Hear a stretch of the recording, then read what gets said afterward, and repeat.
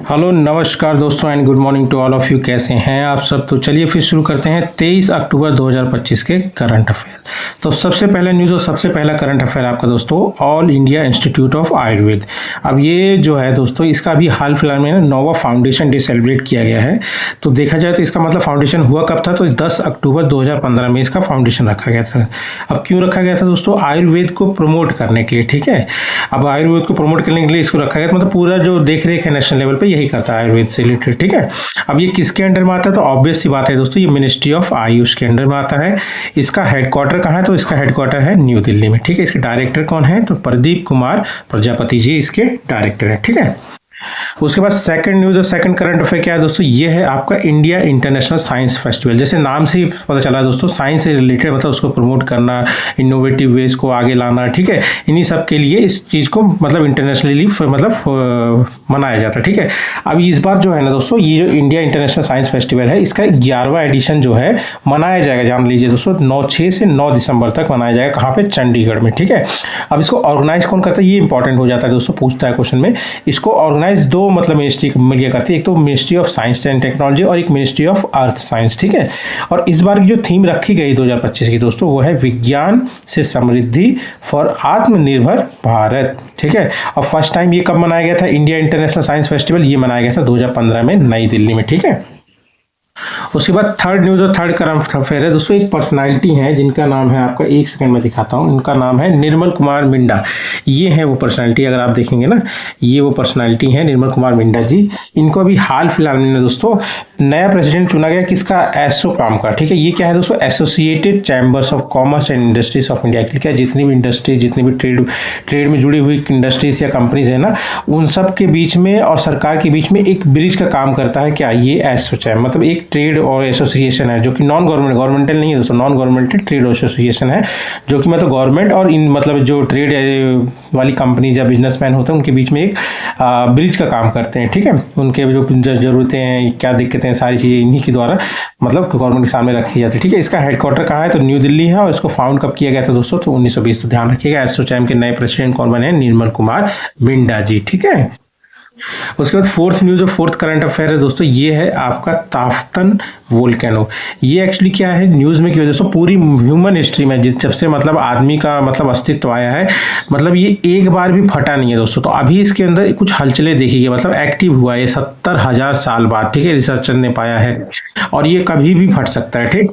और ये एक स्ट्रेटो वोल्केनो है। स्ट्रेटो वोल्केनो मतलब जैसे कि मतलब ये वोल्केनो छोटा सा था, इसमें से लावा निकला तो उसने ऐसे एक लेयर बना दी, फिर ये फटा, फिर उसने एक लेयर बना दिया, फिर इसने ऐसे बना दिया, फिर ऐसे फटते फटते ये ऊंचाई पाता है, ठीक है। तो यही जो होता है ये लेयर वाइज जो बनता है ना, यही इसी को कहते हैं स्ट्रेटो वोल्केनो, ठीक है। तो कौन सा वोल्केनो है? ये ताफ्तन वोल्केनो स्ट्रेटो वोल्केनो है। और कहाँ पे है? तो ईरान में, ठीक है। उसके बाद फिफ्थ न्यूज़ और फिफ्थ करंट अफेयर क्या दोस्तों? ये इंडियन क्रिकेटर्स एसोसिएशन। ये दोस्तों एसोसिएशन जो रिटायर्ड प्लेयर होते हैं ना क्रिकेट के, उन सब का एक एसोसिएशन है जो कि मतलब जो प्लेयर्स होते हैं और बीसीसीआई के बीच में एक ब्रिज का काम करते हैं। मतलब उनकी दिक्कतें, उनकी परेशानी, उनसे रिलेटेड जो भी इशू है ये लोग उसको बीसीसीआई तक रखते हैं, ठीक है। मतलब एक मतलब ब्रिज का काम करते हैं, ठीक है। मतलब इस बार क्या है, इसके मतलब जो नए प्रेसिडेंट कौन बनी है? वो बनी है शांता रंगास्वामी। ये इंपॉर्टेंट इसलिए है क्योंकि ये इंडिया की पहली वुमन क्रिकेट कैप्टन है दोस्तों, समझ लीजिए दोस्तों, इंडिया की पहली वुमन क्रिकेट कैप्टन, ठीक। और ये मतलब पूरा जो यूनियन है, ये जो एसोसिएशन पूरा रिटायर्ड प्लेयर का, ठीक है। इन्हीं को शांता रंगास्वामी जी चेन्नई से, तमिलनाडु से रिलेट मतलब बिलोंग करती हैं। फर्स्ट वुमन क्रिकेट कैप्टन भी हो और 1976 में इनको अर्जुन अवार्ड भी मिला हुआ, ठीक है। ये एक यूनियन है Indian cricket association retired player का, और ये ब्रिज का काम वही मैंने बताया आपको दोस्तों। और ध्यान रखिए इसका एस्टेब्लिशमेंट हुआ था 5 जुलाई 2019।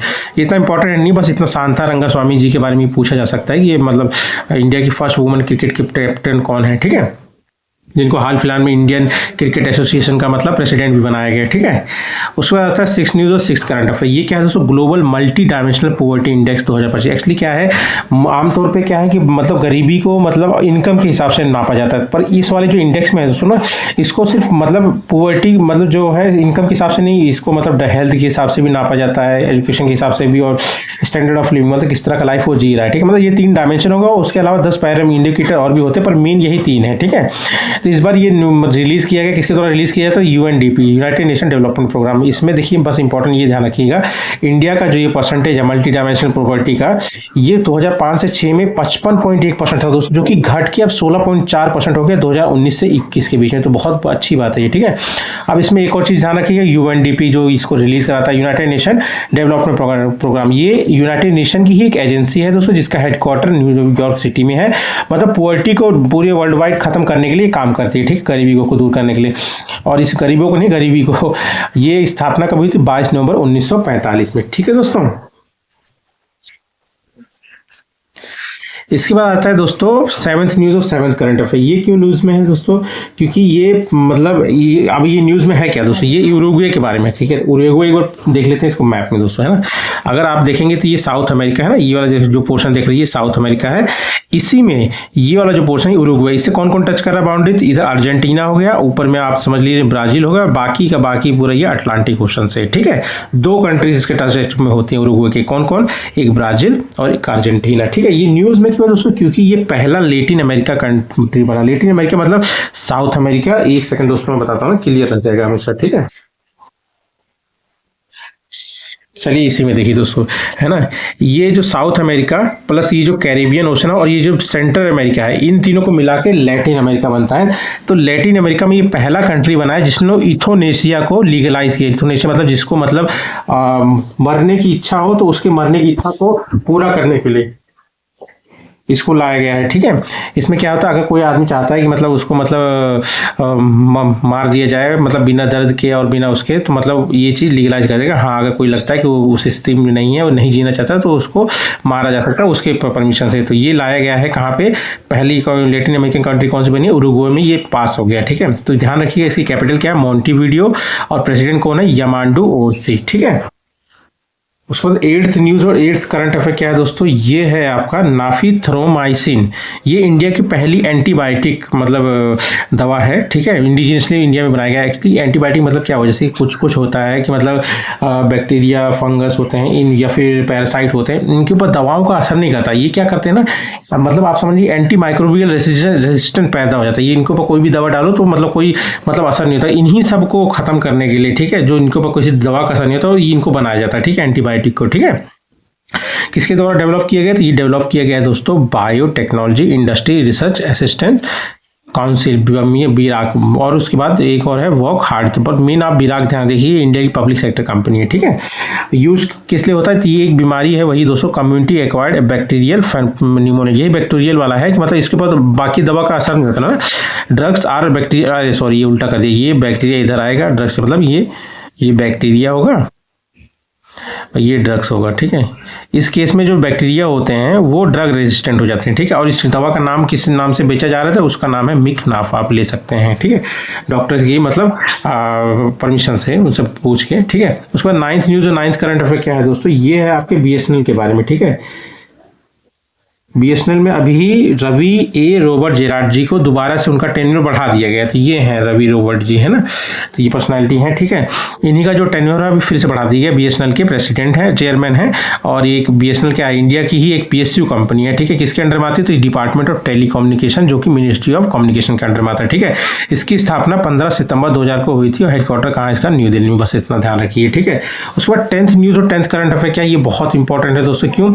ये बोडो ट्राइब्स के बारे में, क्योंकि एक्चुअली क्या है, जब भी जनगणना होती है ना, तो हमेशा क्या है, 6 रिलीजन्स को रखा जाता है कि मतलब वो हिंदू है, मुस्लिम है, क्रिश्चियन है, बुद्धिस्ट है, सिख है या जैन है। और बाकी अगर कोई और धर्म का होता था तो उसको अलग कैटेगरी में रखा जाता, पर उसको कैटेगराइज नहीं किया जाता था, बस समझ लेना, अलग से कर देता।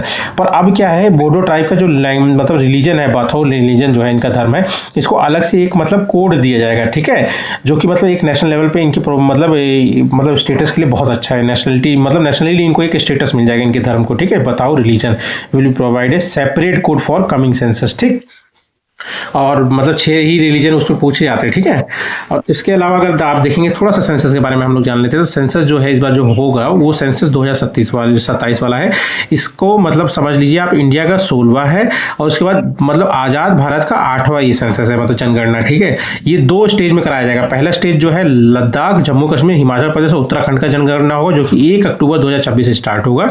उसके बाद सेकेंड स्टेज जो है 1 मार्च 2027 से स्टार्ट होगा, जो कि बाकी जितने बचे इंडिया का हैं वो सारा जनगणना होगा। ठीक है। और ध्यान रख लीजिए ये पहली बार है कि मतलब कास्ट सेंसस जो भी मतलब जनगणना वाली सेंसस है उसको साथ में जोड़ के ले जाया जा रहा है। ठीक है, ज्वाइंटली किया जाएगा। ठीक, और ये डिजिटल सेंसस भी है एक तरह से पहली बार। डिजिटल सेंसस मतलब लोगों को ना खुद से मतलब अपने आप को जनगणना करने की फैसिलिटी होगी, पर सबके लिए नहीं, इसमें कंडीशन है। ठीक है, उसको दूसरा आप जान लीजिए हिस्टोरिकल अगर देखेंगे तो पहली बार मतलब पूरे नेशन वाइड अगर देखेंगे कि जनगणना कब हुई थी तो वो हुई थी 1872 में। लॉर्ड मायो उसमें गवर्नर जनरल थे, उन्होंने कराया था।